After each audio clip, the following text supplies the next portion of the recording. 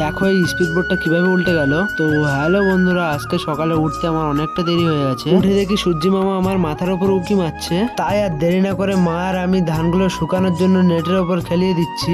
ধানগুলো খেলানো হয়ে গেলে দাঁত ব্রাশ করে মুখ ধুয়ে দেখলাম মা ভ্যানে করে জল নিয়ে এসছে। তাই একটা জলের বোতল ভর্তি বালতি নিয়ে চলে আসলাম। কিছুক্ষণ পর ঘরে এসে দেখি মা আমার ঘরে চাল রাখার জায়গাটা গোবর মাটি দিয়ে লেপে দিচ্ছে। আর আমি তো রেডি হয়ে বেরিয়ে পড়লাম রাজাকে নিয়ে বাজারে যাওয়ার জন্য। খিদে পেয়েছে তাই চলে আসলাম একটা রেস্টুরেন্টে পরোটা খাওয়ার জন্য। দাদাকে পরোটা দিতে বললাম, এই ভিতরে এসে টেবিলে বসে পড়লাম। কিছুক্ষণ পরে পরোটা আর আলু মটরের তরকারি দিয়ে গেছে। খাওয়ার পর হাত ধুয়ে টাকাটা দিয়ে বাকি টাকাটা নিয়ে চলে আসলাম পাশে একটা মেশিনারি দোকানে রাজাকে পরিষ্কার করার জন্য একটা পালিশ নিতে। এটা আমাদের গোসবা ব্লকের বালিদ্বীপের বালি বাজার। কেউ চিনে থাকলে কমেন্ট করে জানাবে। দোকান থেকে পালিশটা নিয়ে নিলাম। বাজারে সব দরকার মিটে গেছে, এবার আমি বাড়ি ফিরছি। বাজার থেকে বাড়ি যেতে আমার পিসির বাড়ি পড়ে, তাই পিসির বাড়ি আসলাম। এসে দেখি গেট বন্ধ করা। আমি গেট পার হয়ে ভিতরে চলে আসলাম। এসে দেখি ভিতরে কুকুরটা বাঁধা আছে আর ওরা কেউ বাড়িতে নেই, ঘরে তালা দেওয়া। তাই বাড়িতে চলে যাচ্ছি। বাড়ি এসে দেখি মা আর ঠাম্মা মিলে গরুর দুধ দোয়াচ্ছে। আমি ওর সামনে ফোন নিয়ে ভিডিও করতে গেছি বলে আমাকে দেখে ভয় পেয়ে লাথি মেরে দুধের বালতিটা ফেলে দিয়েছে।